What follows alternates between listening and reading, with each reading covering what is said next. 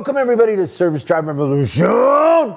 Today we are going to talk about the impending doom of future RO count dropping. We know that the RO count is going to drop over the next 12 to 24 months, but why and what can you do to get ahead of it? You know what that reminds me of? I'm Chris Collins and this is Christian. Hello everyone. With the jokes. I do. How do you get rid of a friend you don't really like? How? Loan him money. You'll never see him again.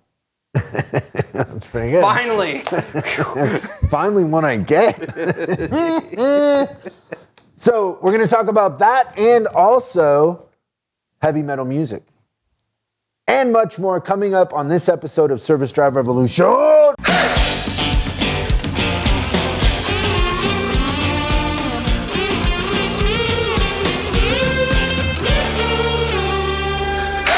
I'm always thinking about songs for shift meetings, like songs that like lift the spirits of people. But you came into the office over there. Well, I guess you could call that my office. Definitely your office. My office. And you made the comment when you came in, you're like, oh, I never know what kind of music I'm going to hear when I walk in here. That's right. Now, why would you say such a thing? So I would say that you have the most diverse ear for music that of anyone I've ever met in my life. And it just happens that as I entered your office, I literally thought there was a seance going on in the background. A what? A seance or something. A seance? Yeah. What's that? Like where you try to summon spirits and souls of death. Oh, I think more like what you experienced is like a car hitting a wall over and over again as fast as humanly possible. That's pretty good too. I wish I would have thought it was of that. Just violence. Yeah, I'm sure that my blood pressure went up. And so I want everybody, and I don't know if we'll be able to play the clip for you, but I want everybody to kind of look up in your spare time, look up a band called Cannibal Corpse. And then take a gander at the song called Hammer Smashed Face. Because that's the song we were listening to when you came in. So it's Cannibal Corpse, Hammer Smashed Face. And there's like, nothing makes me feel old than music that makes me feel super out of touch. So like, I remember listening to like Anthrax or Slayer when I was a kid. Yep. And my grandfather being like, what is this noise? And I would be like, oh, Grandpa, you don't get it. This is incredible. It's like, whatever. And it's so funny because now you listen to this music and you couldn't find a melody. Like Anthrax is like Tony Bennett. Compared to what we listen to today, for sure. It is just straight violence. And the other thing, so if you've ever been in a band, like if you've been a musician in a band, and only people in bands really know this, like it's kind of an inside type of scenario, is that what happens in a band is your singer is usually a little... I don't know, a little douchey, but what you will experience over time if you're in the same band with a singer for a while is the way that a singer gets girls is that they tell girls that they wrote a song about them. That's right. So over time, there will be like, 3 or 4 different girls that believe that a specific song is about them, which is why when you hear bands interviewed often, they don't ask the question, oh, what's this song is about? Because I don't care if it's John Bon Jovi or like, I don't know, who else would it be, like Harry Connick Jr., whatever. They've told girls that the song is about them. Right. And so if all of those girls are watching the interview, they're going to be like, what? No, it's about me. True. Yeah. And so when you're listening to a song like the song we were listening to by Cannibal Corpse called Hammer Smash Face, Is that singer telling a girl, like, is there a girl out there that's like, oh my God, he wrote that song about me? Yeah, for sure. Hammer smashed face. And then she's going off to her friends. Hey, you know that? He you wrote know that song group, about me. Cannibal Corpses? Yeah, you know it's about that me. song, Hammer Death Punch? Yeah. That's about me. You just changed the name. Hammer Death Punch. Let me go through some of these song titles. My favorite one you can't read. I can't read your favorite one, but Code of the Slashers, and then Make Them Suffer. Inhuman Harvest. Evisceration Plague. Oh, that's for Brittany. Scourge of Iron and Murderous Rampage. And then Only One Will Die and Red Before Black. I mean, how great. Like, there's a girl out there going, oh, that song is about me. He's such an artist. He's such a poet. Meanwhile, it just sounds like, ah! Right? Like, there's no melody. Like, I wonder too, like, we were listening to it and I'm like, do they ever, like, is there a producer that's like, no, you got to do it again. It's not angry enough. Yeah. It needs more. Like, that's all it is. It's a soundtrack to a smash room. Yeah, you guys check that out. Like, I would highly suggest you play that in a shift meeting. Your sales, your alignment sales are going to go through the roof. Yeah. Because nothing motivates advisors more than thinking they're going to die. Right. First thing in the morning, 6:45. Ah! Oh better than any coffee you could ever have. It was so unbelievable. It is funny though that people have this perception of me, like there's probably people out there that are like, oh, Chris is into country music, or Chris is into what? You're into everything. You would never know what I'm into. Classical, whatever. I listen to so many different kinds of music. Oh, I remember music. I remember one time walking into your office and it was like beep, boop, bird. Like there was like the weird noises in the, you know what I'm talking about? No, but I believe it's like you. a white noise kind of sound Yeah. record. My chick hates that album. Me too. There's one album I have it on vinyl. It's just tension. Like it's just like it's the craziest thing ever. Nobody cares about any of this, do they?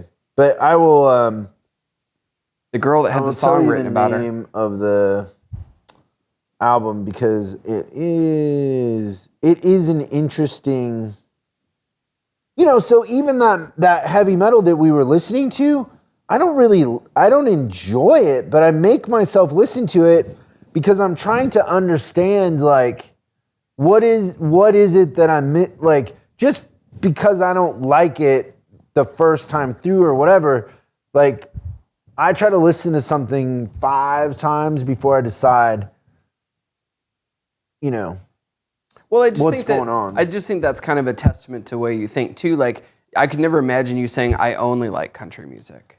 Just like this album doesn't really have really recognizable sounds. It doesn't have a name that you can say either. Of course not. So it's the album is by Alvo Noto, but what would you say that is? Hypercolon-DI? Hybrid. That's what that says? It says Hybrid 1 would be my guess. Okay. Well, I think that's the album you're talking about, but it's just pure tension. And I don't, my chick hates it. She hates when I put that on, but I don't know.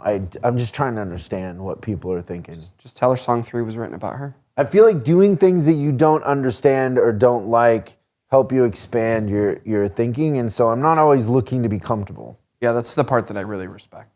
I have art in my house that makes me super uncomfortable that you would never imagine that I could never show you because you couldn't handle it probably. Oh, you got some pretty cool stuff in there too, though. I know, but there's one that have I seen it? Nuts. Probably not. It's nuts. That makes me even more It curious. made me uncomfortable. That's why I bought it. Who's it from? So here, is it the British guy? Have I ever told you the story about when my mom came over? I'm sorry. We'll get to the topic, but this is a funny story. So this painting came from this couple in Italy, and it's kind of a disturbing image, but there's also a part of it that's really cool that there's actually a Rothko in it, like a Rothko painting in the painting. Oh. I just lost everybody again because most people don't know what a Rothko is, but I had it in the spare bedroom, like the workout room. And when my mom came down for some holiday, she asked me, she goes, honey, can you put a chair in that room so when I get up in the morning, I can go in there and pray and read my Bible? So that room is across from the guest bedroom in my house, right? Directly across. So I carry this chair, this heavy ass chair up the stairs. I put it there with an ottoman and a pillow for her, thinking, okay, my mom gets up, she's gonna pray in that room or whatever. So I don't know, she's been there a few days. And I said, I go, Mom, is that chair working out okay for you? Like, are you doing your thing in the room or whatever? And she's like, honey, I just do not understand how you would expect me to pray with that thing on the wall. And I never thought how disturbing that painting would be with So you put her in felt that so room. bad. So immediately, you know what I did is I took it and I put it in my bedroom. So it's now in my bedroom because I can't put it anywhere else. It's just stuck there. You have not told me that When story. you come over, I'll show it to you. Okay. You're coming over later today. Yeah. I'll show it to you. I can't wait to see it. And you'll be like, oh, like that will be your reaction will be like, oh, huh. But it'll make you uncomfortable. Yeah, I think that's neat. I've never seen anything like it in my life. Like, never seen anything like it. And it's, as much as it makes you uncomfortable, it's beautiful. Yeah. It's a weird thing. But I don't, the same thing with music or whatever. Like, I think too that helps you not judge people. Great. Because like, when you meet people and they lead with their trauma or their anger, their terrible attitude or whatever it is that they're projecting, I think that being open to other things helps me not judge them in the moment. Yeah. That's That one of makes sense? that's one of my favorite Chase Hughes lessons. If you judge, you lose. Just let him be. Just let him be them. If you judge, you lose. Yeah. The genius that is Chase Hughes. Okay, so let's get to the topic for today. And so we are in a scenario where we can sort of scientifically predict that the RO count is going to drop over the next 12 and 24 months. No doubt. RO counts are going to drop. And let me kind of explain why. Now, whether you disagree with this or not, just keep an open mind, because you might look back on this and be like, oh, hey, I would rather you be prepared and we're wrong than not be prepared and be blindsided. Yeah, the best thing would be we're wrong. Yeah, but there's a very slim chance Trying to give everyone hope. that we're wrong. Okay, so the first thing that is an indicator that they're going to drop is gas prices being so high. So what happens is we're going into our busier months with summer, and typically during the summer, people will drive more because they're going on trips, vacations. They're getting out because the weather's good and people want to be out. They want to go visit family. They want to go visit parks. They want to go to experiences. Whatever it is, they typically drive more. But when gas prices are as high as they are historically, the people stay home and they don't drive because for a lot of people, that added expense is cutting into their fund budget. That's right. And so with gas prices as high as they are, traffic is going to be down. People are not going to be driving as much, which means vehicles aren't going to break as much. They're not going to need as much maintenance. So, and we're going to talk about here some things that you can do to get ahead of this, but we're just going to paint the scenario and then we'll talk about what some ideas would be for you to jump in front of this. The other thing, a little thing here, but more and more people are working from home and they're not commuting to work. So that's having an effect on how many miles people are putting on cars. With the, Ukraine and all these other things that are going on, morale, you come through COVID and people are isolated. The things that you hold dear are taken away. It psychologically has an effect on everybody and society. And then you come out of that and now you're being bombarded with bad news with Ukraine, war, nuclear war. It's, it in a sense is conditioning everybody to want to stay home and play it safe. Yeah, how many times can you get hit in the gut back to back to back? Yeah. And so people are glued to their TVs, ratings are up, and so that means people are at home and they're watching TV. People have less disposable income because we have stagflation, we have inflation going up, so interest rates are going to go up. Their wages are not increasing to the degree that prices are increasing. Oh, it's going the wrong way really fast. So they don't have disposable income, so they're going to drive less and they're going to spend less on their vehicles. They're uncertain about the economy.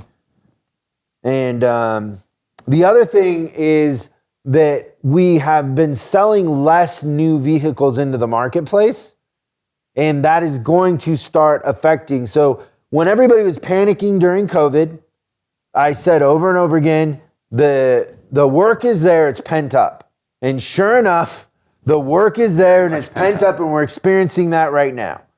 But once we're kind of through that, we're going to experience the drop in new car sales in the service drives.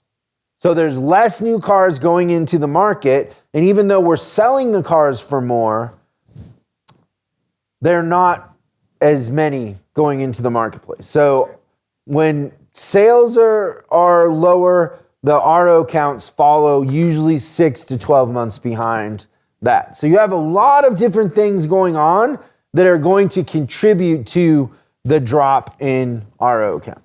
Did I miss anything? No, that's pretty good. I think that... Did I paint enough of a doom and gloom? It's a good one. There was a... Wow. What's the name of that band again? Cannibal something? Yeah. Cannibal What would Cranium they say? Crushers? We should have them on. I wonder what they drive. Cannibal Corpse. I was so close. I knew there was alliteration in there, but there's no way they don't drive Toyota Tercels. Remember those little things? You think so? Yeah, probably. They look like they're driving pickup trucks. But I don't know. Oh, maybe. You judge, you lose. That's right. Now, how do we fix it, Christian? That's the problem. Like, okay, everybody listening is going, okay, Chris, thanks for the bad news. Thanks. Now I'm scared. Now I'm scared. Nuclear war, and now this. That's right. A drop in our Four count. people just started building their fallout shelters. Wait, there's more. I got to buy rice and beans. So much rice and beans. How do we fix it? A lot of possibilities. Okay. I can think of at least 6. Yeah, there's at least 6 on here. So I'm not going to do these in the order we have them really, but the first thing that you want to think about is a drop in RO count should mean one thing, and it usually doesn't because we're not thinking this way, but if you think this way now, it will mean this one thing. And that is that when the RO count drops, your average per ticket should go up. Just makes more sense. So if we get good at selling alignments and tires and our inspections and our systems and our processes now, then we will be okay when the ROs drop because we'll be making more per customer. And some of these things that we're going to talk about are going to help with that.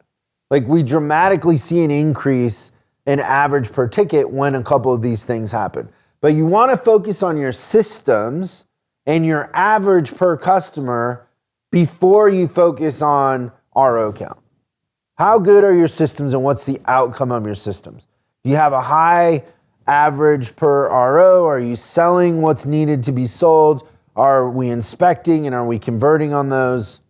All those things that increase our sales per ticket. The second thing is start thinking now about valeting cars, going to pick them up, and mobile service.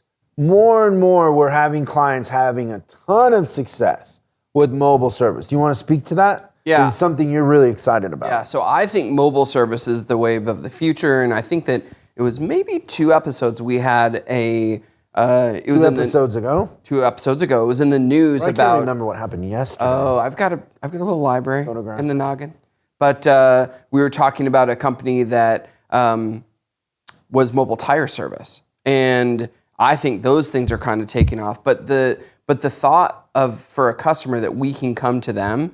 Because, I mean, think about it. Like, let's go crazy, worst case scenario. Let's say that gas is $12 a gallon. Like, literally, someone's contemplating whether or not they should drive to a point. So why not take that away from them and make it really, really easy? I think mobile service, for the most part, there's so many things you can do out in the field that would just make people's lives easier and endear them to you, right? Yeah. So I think that there's that going on. But essentially, it's just saying how easy can we make it for our customers to do business with us.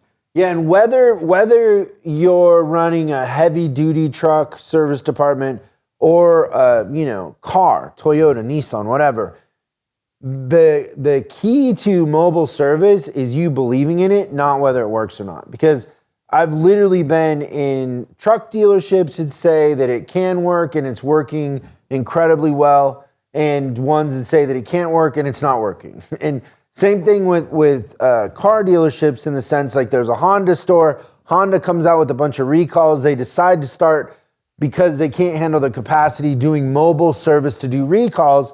And then they learn that customers love it and they can, do a lot that way. And so it's just believing that it can work and not throwing the baby out with the bathwater that makes it successful. So keep that in mind. Yeah.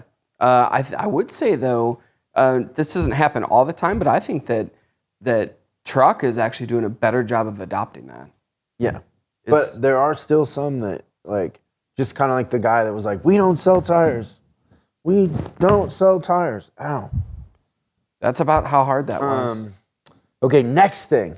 And I know most service managers don't think this way, but it's going to flip, and in the future, you're going to want to identify yourself as a marketer.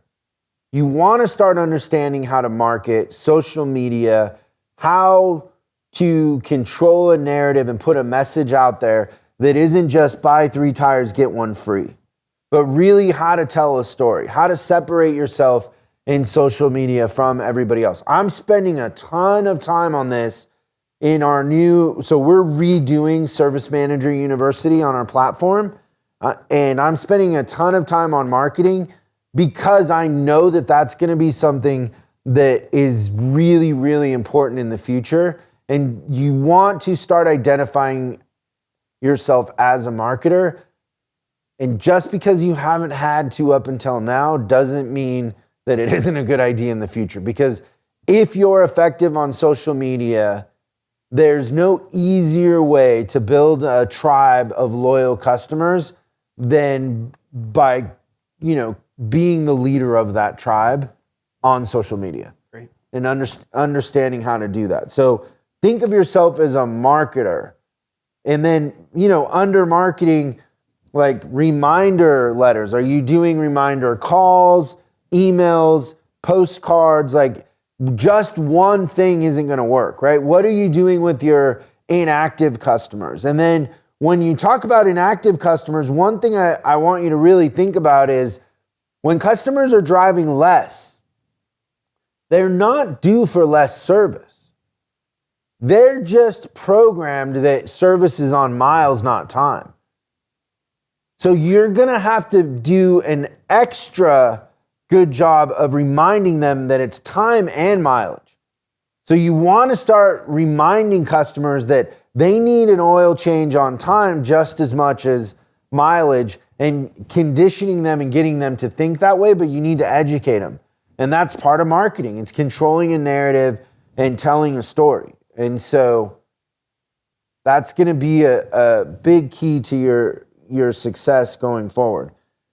The next one is batteries, tires, alignments, fuel system, like really hitting the things that drive traffic and matter, right? And especially right now, like if you can't explain the benefits of an alignment in a fuel system and what it does for fuel economy, like who's not paying attention to ways to save gas? That's shooting fish in a barrel.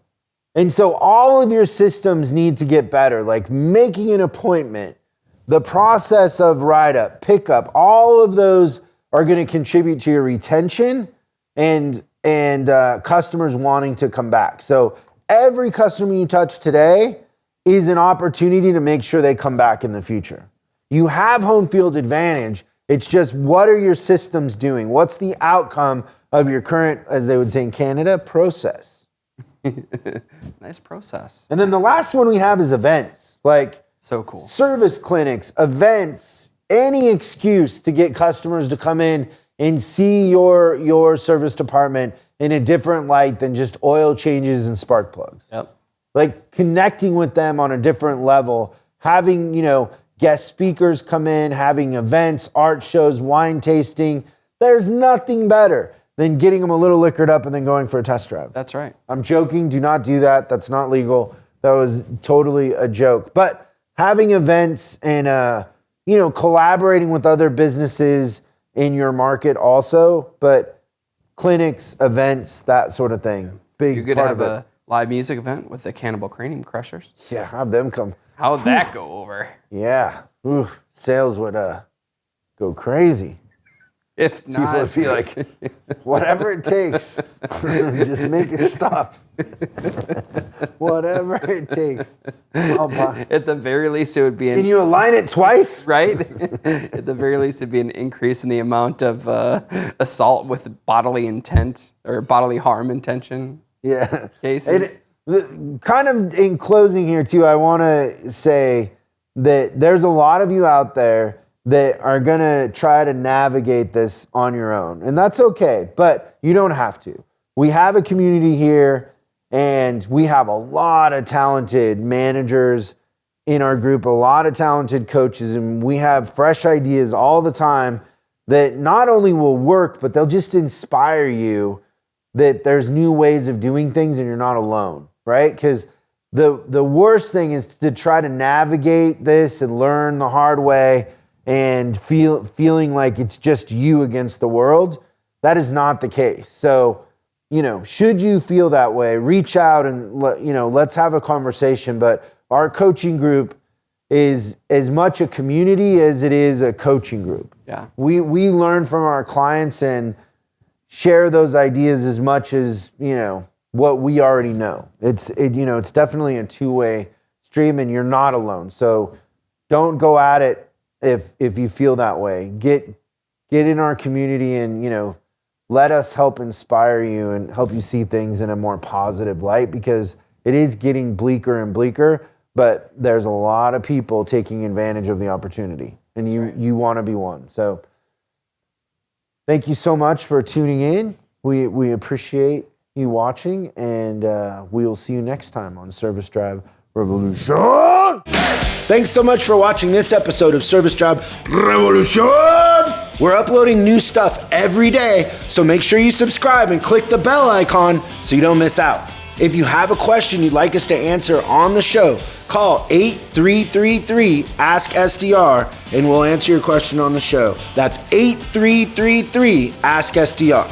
For special deals on our books and training, head over to offers.chriscollinsinc.com. Now that's offers.chriscollinsinc.com. I'm Chris Collins, and I'll see you in the next video.